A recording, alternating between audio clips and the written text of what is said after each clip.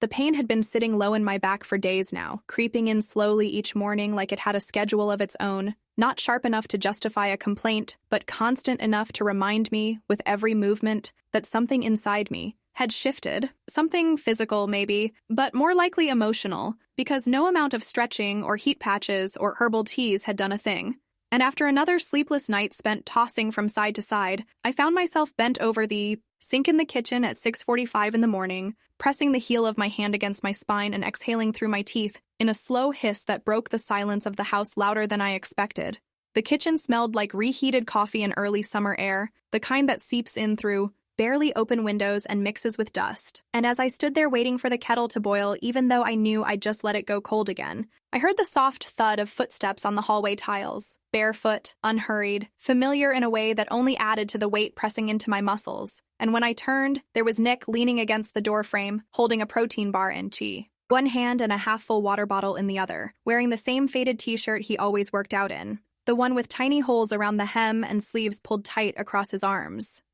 He looked at me for a moment like he wasn't sure whether to speak, then asked with an even tone if I was okay, and though I managed a half-hearted smile and waved my hand toward the back of my waist like I was brushing the discomfort off, I couldn't help but notice how quickly his eyes flicked toward the spot I'd touched, how his whole posture seemed to sharpen, not in a threatening way, just with that kind of attentiveness I hadn't felt from anyone in a long time, especially not from someone in this house, especially not from someone so much younger. I told him it was nothing, probably just stiffness from sleep, or maybe I pulled something gardening, and I expected that to be the end of it. But he stepped closer with that quiet, measured confidence that made people assume he was older than 21, and said almost casually but not without meaning that they'd just started hands-on spinal work in school, and that if I wanted, purely as practice, he could try a couple of basic fascia release techniques that might take the pressure off and wouldn't take more than 10 minutes. I should have said no right away. I should have made some polite excuse about needing to get dressed or check my email or take a call, but instead I paused just long enough to let the moment decide for me, and then, before I could second-guess it, I nodded and led him into the living room where the carpet was soft and the morning light fell in long golden streaks across the floorboards, and I grabbed the gray throw blanket off the back of the couch and spread it out more for formality than comfort,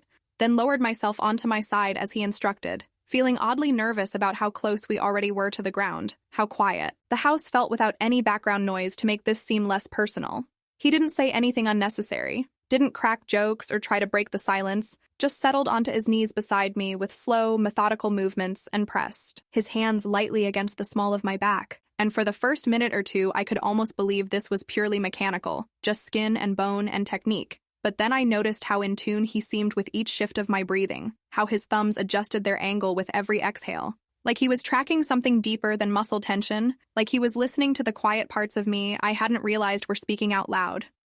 The pressure was steady and skilled and exactly what I thought I needed, until I felt his hands pause for a fraction too long at the base of my spine, then slide just slightly lower, not enough to call it inappropriate, but enough to make my stomach tighten in response. And though I told myself it was just a part of the routine, just another release point he'd been taught to find, there was something in the way his fingertips slowed down as they reached the top of my hip that made my breath catch mid-inhale and made me regret, even in that moment, how long it had been since anyone touched me with anything resembling care. I shifted slightly, not to stop him but to realign, to do something with the tension that had nothing to do with physical strain. And when I glanced back at him over my shoulder to maybe say, "That's enough," or "We're good now," he was already looking at me, not with a smirk or a question or even confidence, just with that same quiet attention that had been building from the second he entered the room. And before I could finish drawing in my breath, I felt his lips touch the back of my neck in the softest, most disarming way possible. It wasn't a move, it wasn't bold, it was something that felt so restrained. It broke through all the rational noise in my head like a whisper. And I didn't move, not right away, not even when he kissed me a second time a little higher behind my ear, because my body had gone, very still in the way it does when it recognizes something before the brain is ready to name it.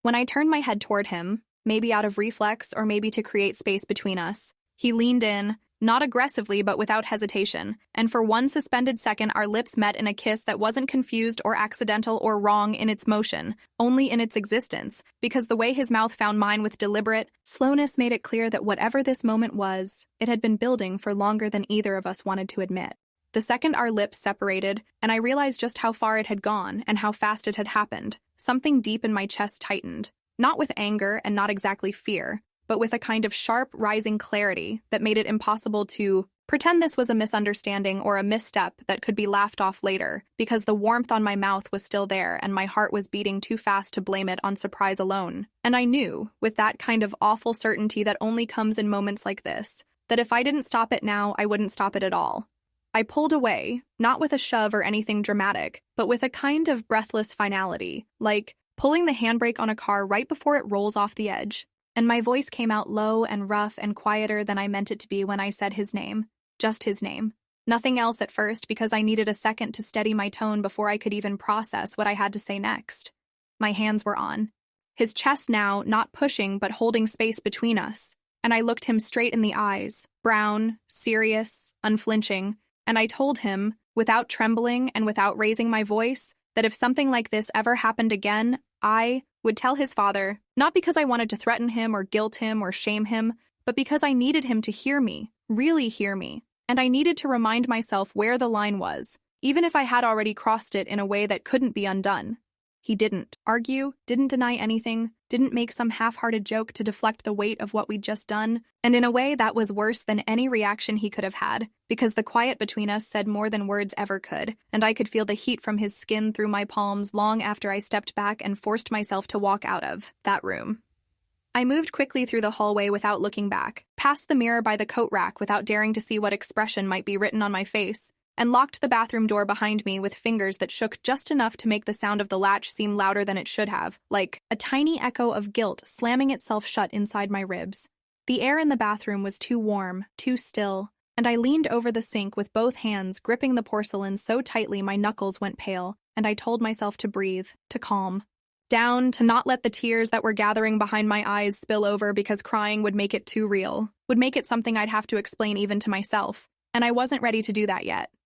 I turned on the cold water, splashed my face without looking up, not even once, because I knew if I met my own eyes in that mirror, I would see the version of me that I'd tried to ignore for months, the woman who had been slowly disappearing inside a marriage full of polite conversations and one-word texts and carefully scheduled intimacy. The woman who hadn't felt truly seen in years, and who now couldn't deny how deeply she had wanted someone, anyone, to notice her. When I left the bathroom, I didn't go upstairs, didn't go back to my room, didn't pass by the living room, where I could still feel the echo of his presence, his scent, the ghost of his fingertips pressed into the fabric of that throw blanket. No. I went straight to the guest bedroom and closed the door behind me as softly as I could, then stood in the middle of that unfamiliar room for longer than necessary, just breathing and listening and trying to ignore the way the silence felt different now, like it knew what I'd done. The guest bed was made, the sheets crisp from the last time we had visitors, and I didn't bother to change clothes or brush my hair or check my phone. I just crawled under the covers, fully clothed and curled up, with my knees to my chest like I used to do when I was a kid, pretending a thunderstorm couldn't reach me if I made myself small enough.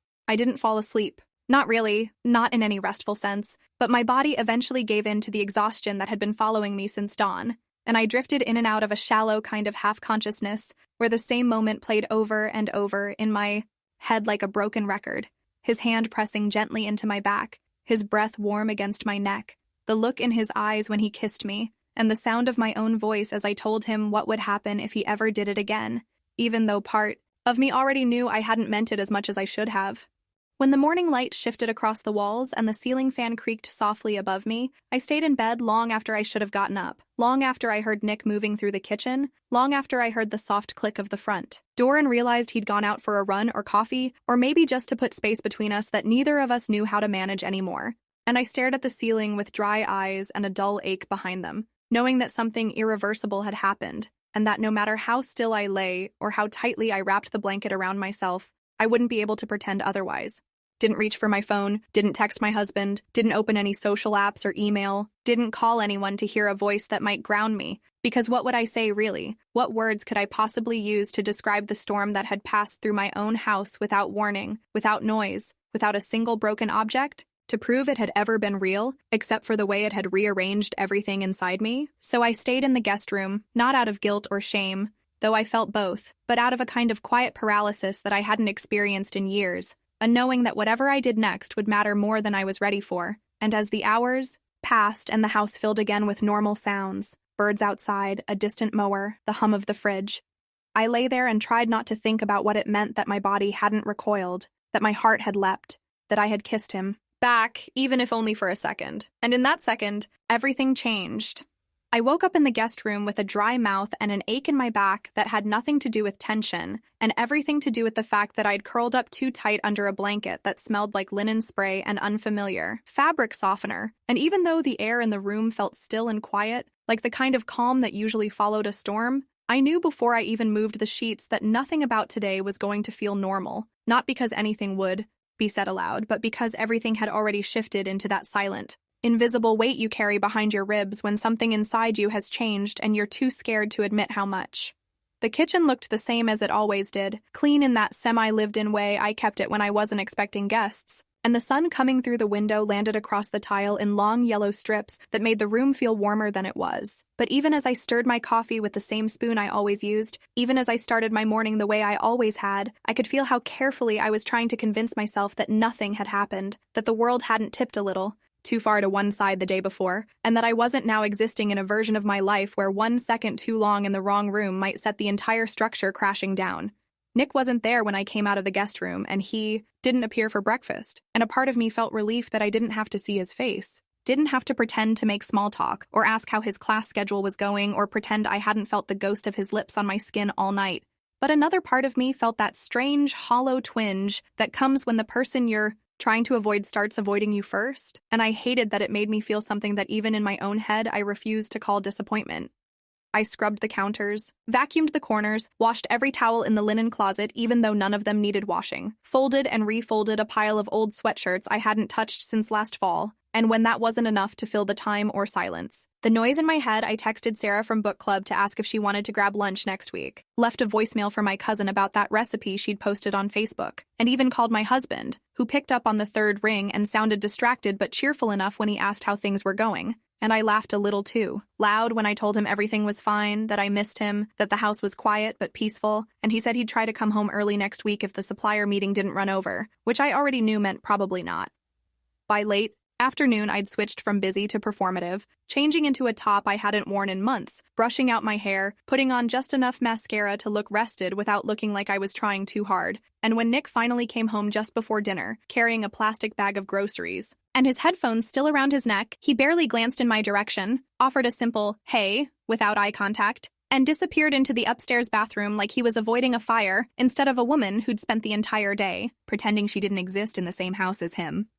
Dinner was quiet, too quiet, because I didn't want to eat in the kitchen and he didn't join me in the living room, and even though I left the salad bowl out longer than necessary and kept the volume on the TV low like I was open to conversation, he stayed in his room and I stayed in mine, and the game we were both playing became so obvious in its choreography that I started to wonder whether pretending was just as intimate as everything else we weren't talking about.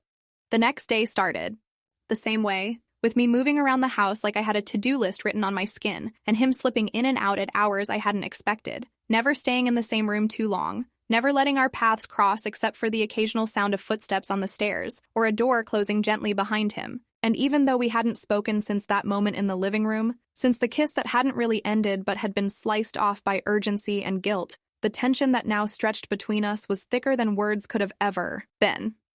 I tried to reset the rhythm of things by pretending we were just two people sharing a space, just a woman and her stepson trying not to get in each other's way. But then it happened, something simple, something that broke the surface like a ripple from nowhere. And it started with me reaching into the cabinet above the stove for a jar of red pepper flakes I needed for the chicken, standing on tiptoes because the shelves were too high, stretching, with one hand pressed against the counter for balance and the other fishing blindly past the olive oil and spices. And I didn't hear him come in, but I felt it. His presence behind me wasn't loud or obvious, just a shift in the air, a warmth that wrapped around the back of my neck like steam off a kettle, and I didn't have to look to know it was him. Didn't need confirmation from words or movement because my entire body reacted before my mind could give it permission, and for one long second, I froze in place with my fingers still curled around the glass jar and my heartbeat thudding in, a way that had nothing to do with fear and everything to do with memory.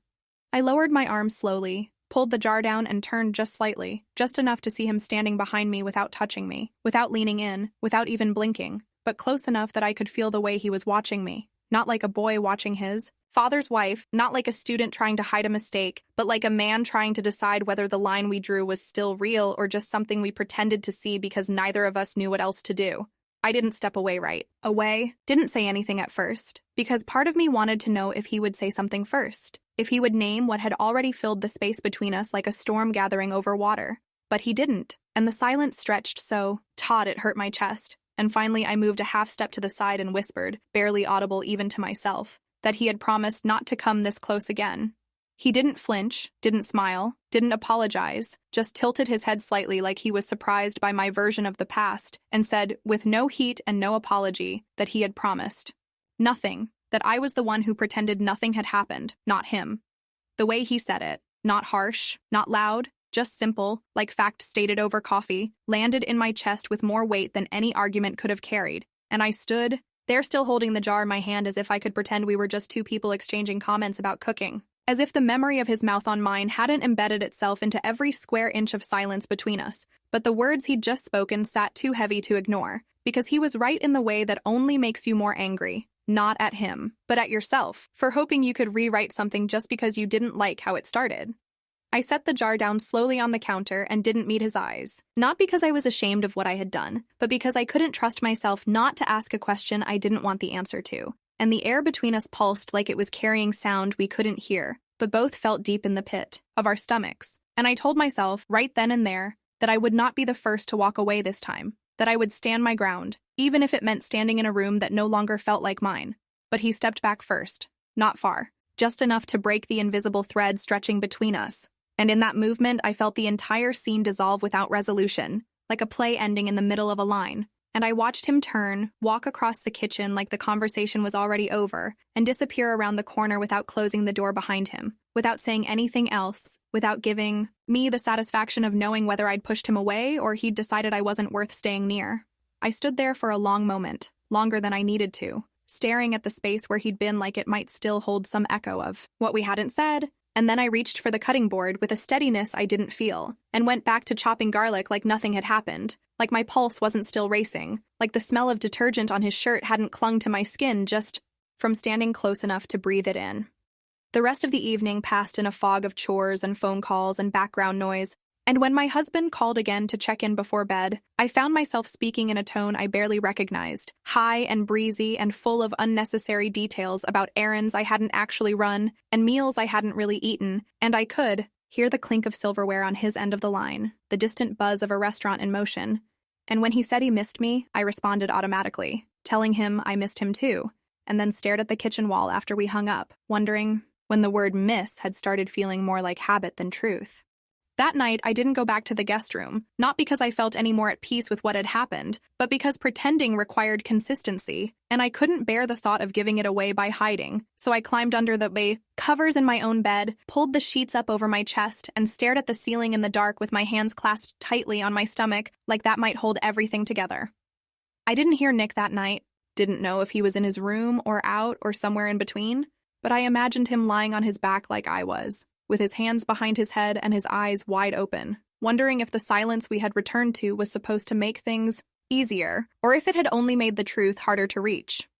The next morning started earlier than I wanted it to, with sunlight slicing through the blinds and my phone buzzing with a reminder I didn't care about, and I moved through the house in soft socks and a sweater I hadn't worn in a year, hoping it might wrap around me with more comfort than it did, and I made the same coffee, opened the same drawer, reached for the same mug, and when I opened the fridge, I saw that someone had bought a new bottle of almond milk, the kind I liked, even though no one ever remembered that detail except me. I closed the fridge slowly and leaned against it for a second, because that bottle felt more intimate than any touch, more personal than any kiss, and it made me realize that silence wasn't just a defense mechanism, it was a language, and we were speaking fluently in it now, trading sentences and gestures and glances and groceries.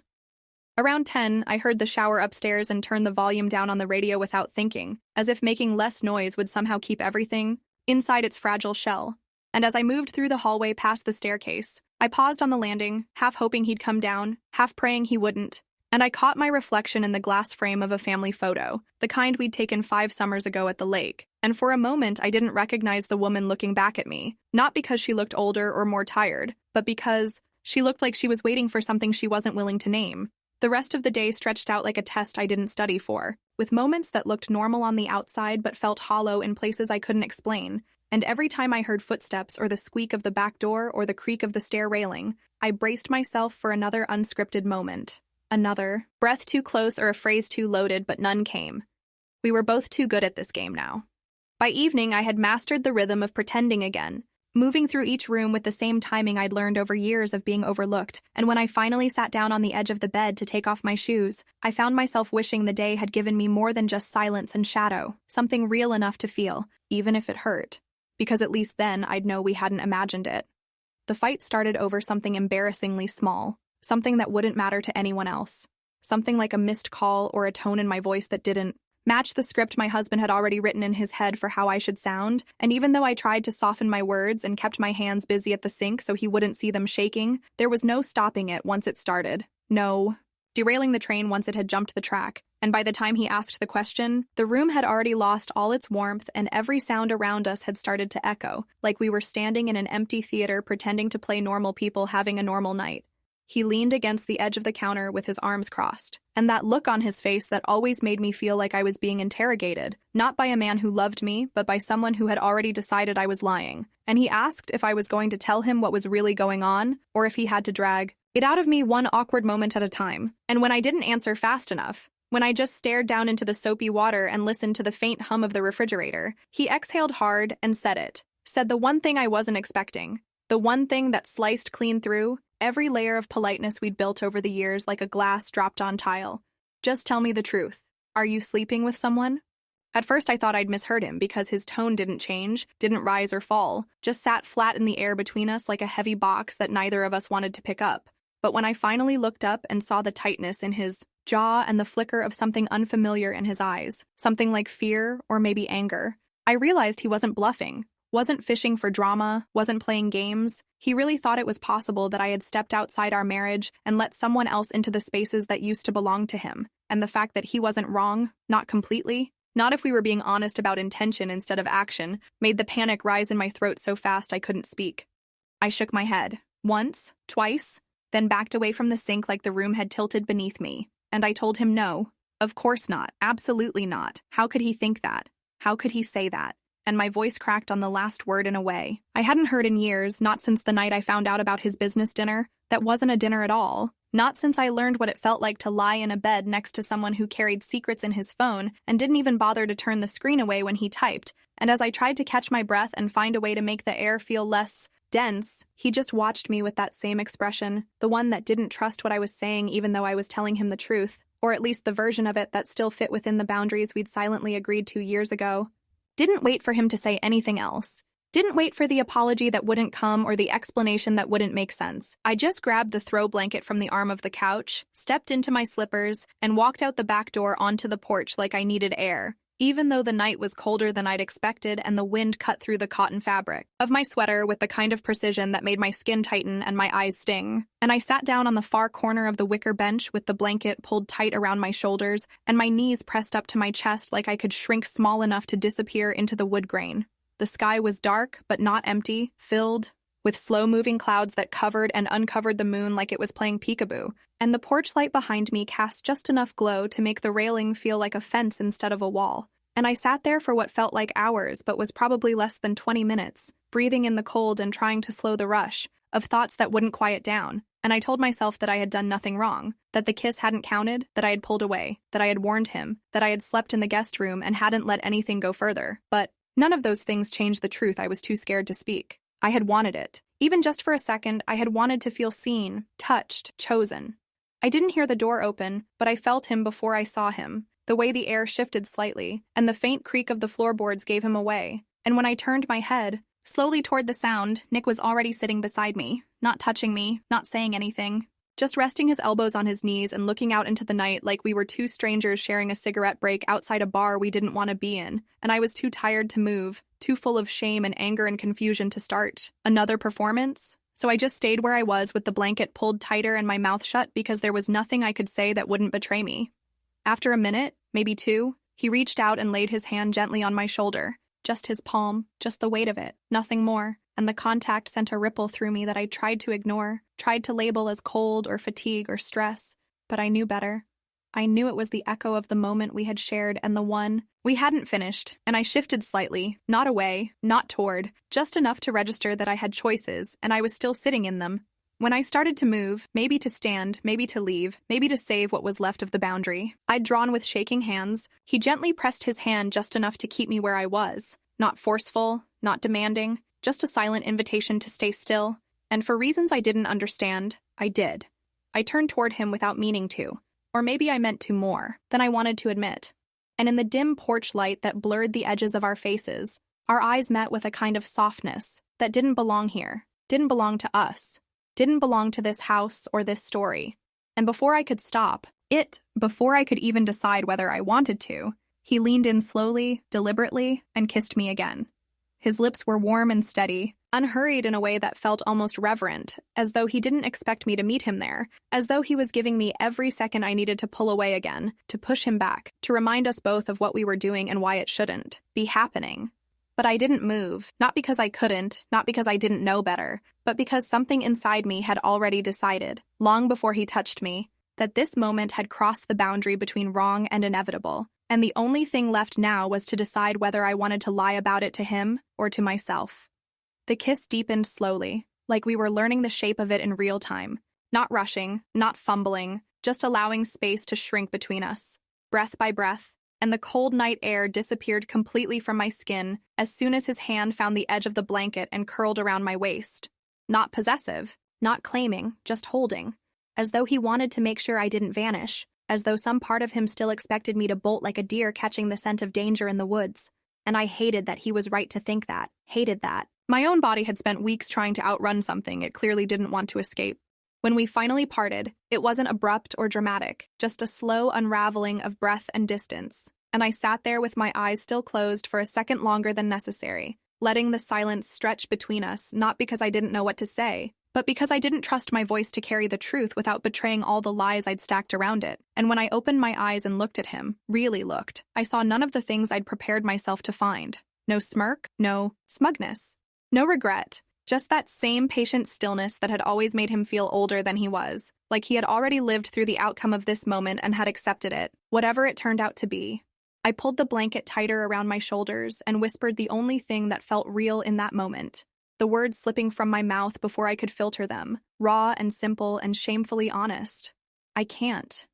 But I don't want to stop. He didn't flinch, didn't smile, didn't move toward me again like a man who'd won something, just nodded once like he understood. And maybe he did. Maybe he knew more than I wanted him to. Maybe he'd seen this coming from the first time. I let my hand brush his arm in the kitchen too long, or from the way I asked about his classes with a little too much interest, or from the night I thanked him for carrying groceries with a softness I hadn't used with anyone in years. He stood up slowly and held out his hand, not with insistence or urgency, but with the quiet confidence of someone who knew I'd take it, and I did, because my legs were shaking and my chest was too full of everything I'd tried to bury for too long, and because his hand felt safer than the silence I'd have to return to if I let go.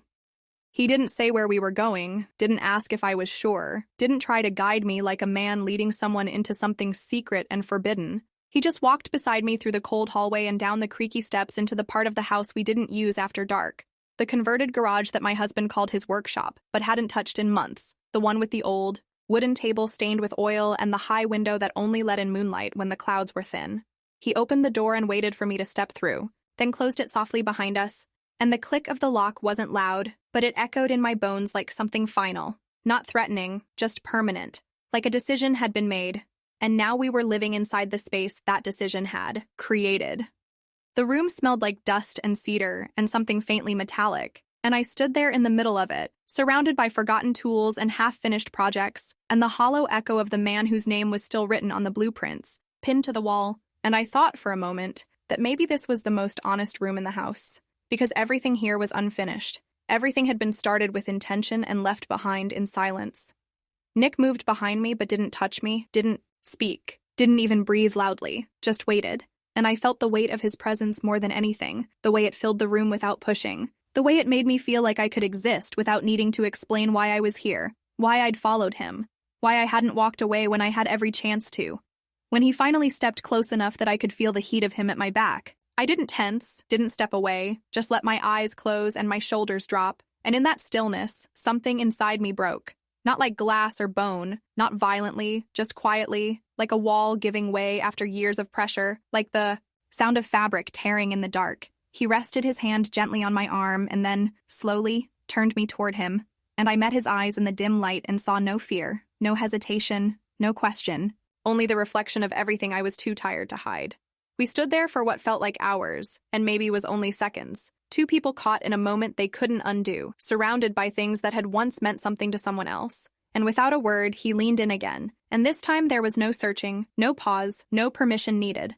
The kiss was full and quiet, and without apology. The kind of kiss that didn't ask for anything but presence, the kind that didn't explain itself or offer a future, the kind that just existed because it needed to. And I let it. Not because I wanted to be reckless or cruel or careless, but because I was done pretending I didn't feel it.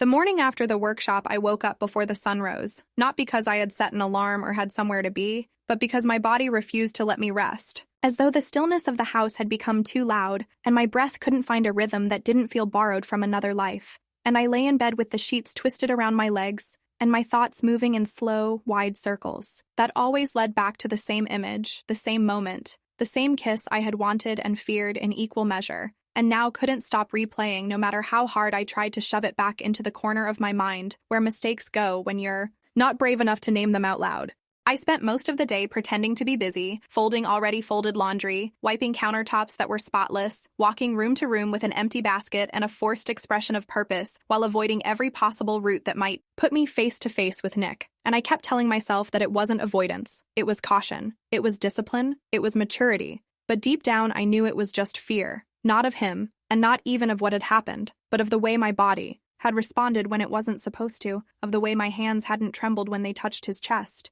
of the way my lips had parted like they remembered something I'd never lived before. Even without him in front of me, the house kept whispering his name through the details I couldn't unsee. The gray t-shirt draped over the back of the dining chair from 2 nights ago, the faint citrus and mint scent of his shower gel that still clung to the hallway like a ghost I didn't want to exorcise. The playlist of moody acoustic covers that spilled softly from the Bluetooth speaker in the den and filled the space between my ears with a loneliness I hadn't earned but couldn't shake. And the more I tried to act like I didn't notice, the more I felt the pull of his absence, like a thread through the seams of everything I touched.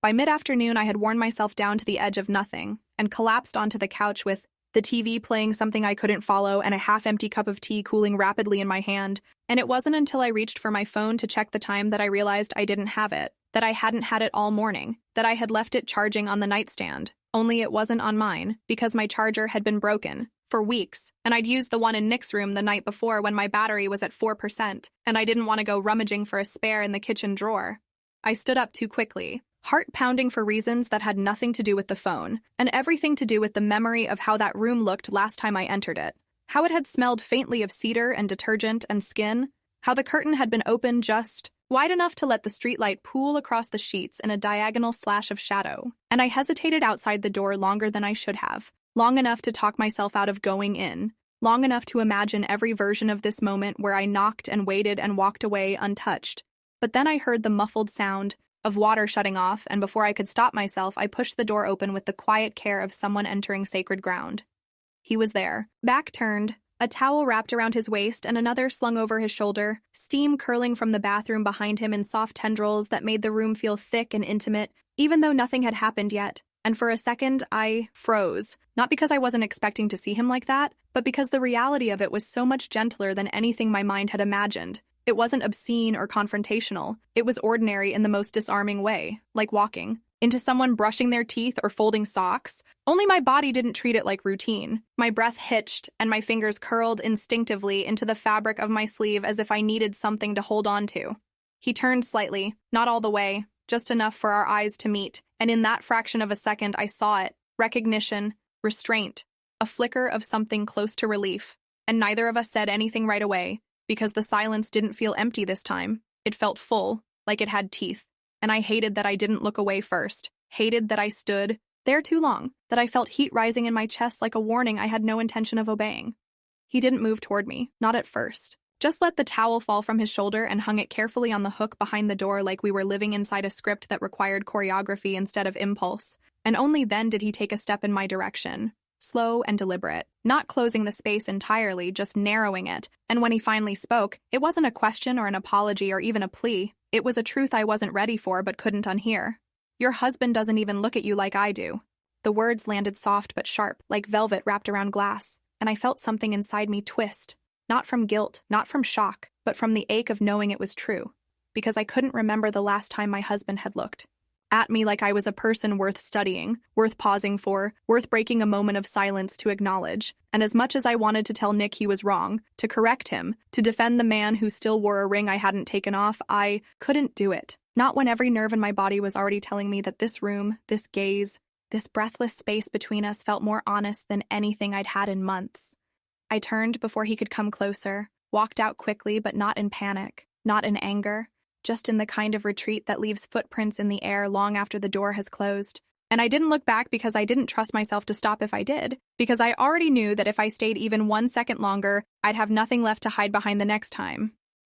That night, lying in bed with the lamp off and the house quiet except for the hum of the fridge downstairs and the occasional creak of the settling walls, I opened my phone and stared at the message app for longer than I should have, then typed without overthinking, letting my thumbs speak the sentence that had been burning a hole in my throat since I walked out of his room. You were right today, but tomorrow, don't say anything. And I hit send, because we both knew this wasn't over. I didn't sleep after sending the message, didn't even try, just lay on my side with the phone still in my hand and the screen dimming in slow intervals, as if it too was waiting for a reply that never came, and I stared at the wall across from me, at the outline of the bookshelf, at the faint reflection of light bouncing off the picture frame on my nightstand. And I told myself that I had done the right thing by setting a boundary, that I had put words around something dangerous and fragile, that I had drawn a line, even if it came too late, even if it wasn't as firm as it should have been. But the truth pulsed under my skin in ways I couldn't ignore, because what I had really done was give permission for silence to keep speaking for both of us. By the time the morning light crept in through the blinds, I was already dressed, moving through the kitchen like a woman twice my age, pouring coffee into the wrong mug, forgetting to add sugar, setting a plate on the table and then forgetting why I'd taken it out in the first place, and every sound felt magnified, every clink of silverware, every squeak of the floor under my heels, every hum of the refrigerator, and I hated how my body was betraying me with its clumsiness, how my hands weren't steady, how even holding a spoon felt like something I had to concentrate on, because all I wanted was to feel normal again, to move through my house without checking doorways or listening for footsteps or flinching when I passed the stairs. Nick didn't come down right away, and part of me was grateful for that. Grateful for the space and the quiet and the illusion of control I could maintain for at least a few more minutes. And I sat at the table with my elbows pressed into the wood and my chin resting in my palm, staring at nothing in particular while the clock ticked out each second like it was counting down to something I didn't want to name. And I thought about deleting the message, about pretending it had never been sent, about backpedaling before he saw it, if he hadn't already. But I didn't, because part of me wanted him to know I wasn't just breaking. I was choosing the cracks. When he finally appeared in the hallway, his footsteps were softer than usual, like he was trying not to be heard, and I stayed perfectly still with my back to the sound, and my breath caught just slightly in my throat. And I waited for him to say something, anything, to make a joke or ask about breakfast or reference the message I had sent the night before, but he didn't. He walked into the kitchen, grabbed a glass of water, and left without looking at me, and the whole thing took maybe 30 seconds, but it pressed against my chest like a weight I didn't know how to carry. I stayed at the EA table long after he left the room, unmoving, unwilling to chase the moment or question it, and when I finally stood up, my legs felt heavy in that familiar way they do when you've been pretending not to feel something for too long, and I moved through the house with an aimlessness I couldn't disguise, picking up things I didn't need to clean, folding laundry that hadn't been touched, pretending I had errands to run just so I wouldn't have to sit still with the noise, in my own head. I drove to the grocery store even though the fridge was already full, walked up and down the aisles with a half-empty cart and no list, throwing in things I didn't need, almonds I never ate, a candle that smelled like cinnamon and regret, shampoo I'd already stocked up on. And when I got to the checkout line, I realized I hadn't looked anyone in the eye all morning, hadn't spoken more than 3 words to a stranger, hadn't allowed anyone to see the version of myself I was carrying, and that made me feel both safe and ashamed in the same breath. Back at home, the silence had only deepened, not in volume, but in meaning, and I walked through the doorway with a bag of groceries I didn't care about and set them on the counter, with more force than necessary, then stood there for a minute with both hands pressed against the cold granite like I could transfer the storm inside me into something solid. And I thought about calling a friend, about texting someone unrelated, about asking for a distraction I could pretend was spontaneous. But instead I opened the window above the sink and let the wind hit my face with the sharpness I deserved. All afternoon, I avoided going upstairs, avoided the hallway, avoided any reflection that might remind me of the way I'd frozen last night, when he looked at me like he saw every version of me I'd spent years trying to bury, and I kept telling myself that distance was the only way forward, that if I just stayed busy long enough, the memory would fade, the feeling would dull, the temptation would unravel like old thread. But none of that happened, because every quiet moment brought me right back to the sound of his voice saying words I wasn't brave enough to repeat. By the time evening fell and the light in the house turned amber and low, I was so exhausted from pretending that I sat down on the edge of the bed and let myself exhale for the first time all day. And I thought about how many lies can live inside a single exhale, how many truths can press against your ribs without breaking the skin. And I felt that now familiar ache settle back into its place behind my collarbone, the one that reminded me nothing had actually changed, only deepened. I didn't eat dinner that night, didn't call my husband, didn't answer emails, didn't open the message thread again. I just curled up on the bed in clothes I hadn't changed out of and stared at the ceiling while the room darkened around me. And I told myself that tomorrow I'd be better, that tomorrow I'd create distance, that tomorrow I'd stop whatever. It was that had begun between us before it became something I couldn't outrun. But the truth was already blooming like ink in water. And even as I closed my eyes and tried to fall asleep, I knew I wasn't ready to let it go, because it hadn't ended, because it never really had.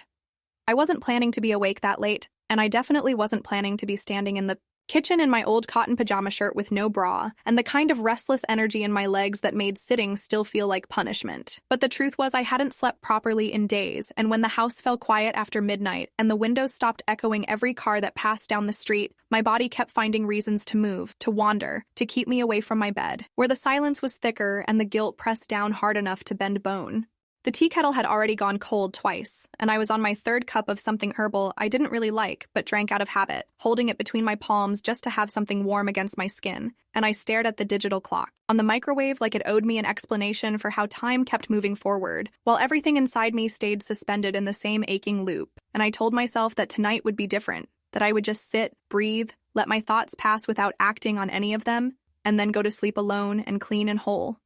I didn't hear his footsteps, but I felt him, felt the change in the air, the shift in weight behind me, the warmth that rolled off his skin like a slow wave and broke whatever calm I had managed to construct around myself. And I knew it was Nick before I turned because I always knew when it was him. Not by sound, but by the way my body reacted, by the way every nerve stood at attention and every rational thought gave way to something heavier, something rooted not in logic, but in need. He didn't say anything, and I didn't either because there was no script for this part of the night. Only instinct and memory and the kind of tension that didn't need words to expand across a room. And I felt him step closer, not brushing against me yet, just near enough that I could hear his breath behind my left ear. And when I tilted my head slightly to the side as if to give him room to speak or step back or do anything but what I already knew he was about to do, he leaned in and kissed the curve of my neck with the kind of slow care that made my knees soften and my grip on the mug go slack. I turned my head, but I didn't step away, not because I didn't know how wrong it was or how fast this would spiral,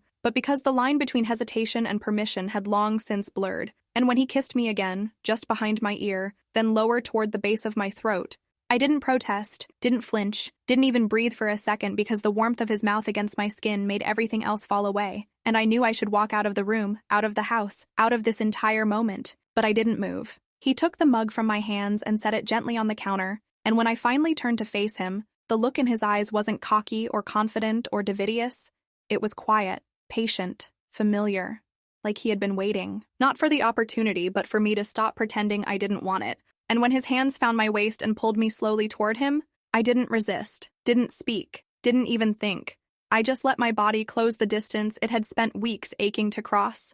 We didn't make it upstairs, didn't try for subtlety or logic or even decency. We just moved through the hallway in a slow tangle of breath and fingertips, hearts pounding too loud in our ears to register anything outside the gravity of each other. And when he pulled me into the guest bedroom and shut the door with the same softness he used to press his mouth to my collarbone, I didn't ask him to stop, didn't even pretend to hesitate. I just followed the pull like I was born to respond to it. The bed was unmade from the last time someone had napped there, and the room smelled like the lavender spray I used to mask old furniture. But none of that mattered because the second we were alone in that space, everything else dissolved, and I let him kiss my shoulder through the fabric of my pajama top and slide the collar off with a reverence that made the shame in my throat almost bearable. And when I lay back and pulled the blanket around us like it could hide what we were doing, I wasn't thinking about consequences or pain or betrayal. I was thinking only about the heat of his mouth on my stomach and the sound of my own breathing speeding up as his lips moved lower. I barely heard it at first. The soft metallic click, the shift in air pressure, the way the temperature in the room seemed to drop in an instant as if the house itself was bracing for impact. And for a second I thought I was imagining it, just a noise from outside or maybe the wind against the glass. But then I heard it again, louder this time, a door opening, not slowly, not forcefully, just directly. And then the unmistakable sound of a footstep hitting tile, followed by another and another, slow and certain, and too heavy to belong to. Nick, and in that frozen second I knew. I knew before I looked. I knew before I even turned my head. Because that sound, that rhythm, that way of walking without apology, belonged to only one man. The door opened with a sound that didn't belong. In a bedroom at night, not when the lights were low and the sheets were tangled and breath was still catching between teeth, and I turned my head slowly as if dragging my eyes toward the sound might delay what was already happening. But the moment had arrived long before my mind caught up, and by the time I focused on the figure in the doorway, everything around me had already collapsed into silence so sharp it felt like something inside my chest had been cleanly cut open.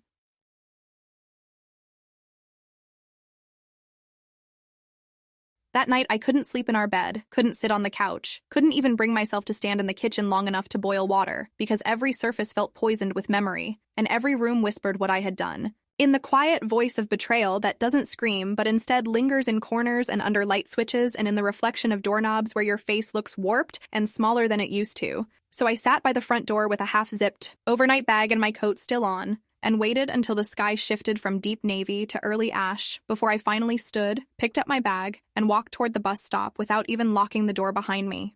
The walk was colder than I expected, not in temperature, but in texture, the kind of cold that settles in through your spine rather than your skin, and the neighborhood looked unfamiliar in daylight, the houses sharper and more judgmental, the sidewalks too wide, as if designed to remind anyone who left that they were doing so alone. And when I reached the station, I didn't hesitate or look back, didn't check the time or the destination, didn't even ask the driver if the route had changed. I just dropped the last crumpled bill I had into the fare slot, took my ticket, and sat at the very back of the nearly empty bus like a ghost trying to outrun her own name. I didn't have a plan. I didn't have money. I didn't have a place to sleep, a friend to call, a suitcase full of clarity, or even a phone that worked long enough to hold a full conversation. But what I did have was silence. The kind that settles in once every excuse has been used and every lie has rotted through, and I held on to it like it might reveal something I hadn't been brave enough to admit before, like maybe in the stillness, I could finally hear the truth behind all the versions of love I had built and burned and begged for. As the city approached and the skyline cut into the horizon like a row of broken teeth, I rested my head against the window and tried to imagine what came next. Not just where I would go or what I would eat or how I would explain what had happened without collapsing in on myself, but who I would be now that there was no role left to play, no marriage to defend, no man to run from or to, only the brittle reality of a woman who had watched everything fall apart not in one blow, but piece by piece, until there was nothing left to glue, only dust and silence, and a name she wasn't sure she deserved to keep. Nick never called, not the next day, not the week after, not even months later when I returned to the city I thought I had outgrown, walking the same streets we once traced, in early spring with nothing but coffee and curiosity in our pockets. And for a long time, I believed he had been forced out, that maybe David had cornered him with threats or money or something darker, but the more time passed, the clearer it became that Nick had made his choice long before that night, and I had simply taken too long to realize that some people walk toward you only to learn how to leave. The hardest part wasn't the humiliation or the silence or even the isolation. It was the slow, creeping doubt that settled into my ribs like mold in forgotten walls, the question that returned in every quiet moment when the sun had set and the room was too still. Had any of it been love, or had I just been hungry enough for attention to swallow anything that looked like it? And as the bus pulled into the terminal and people around me stood, gathered their coats, adjusted their scarves, and stepped into lives that still made sense, I stayed seated for a long moment, staring at the scratched seat ahead of me, my bag, clutched in both hands, wondering not how I would start again, but whether there was any version of me left that could.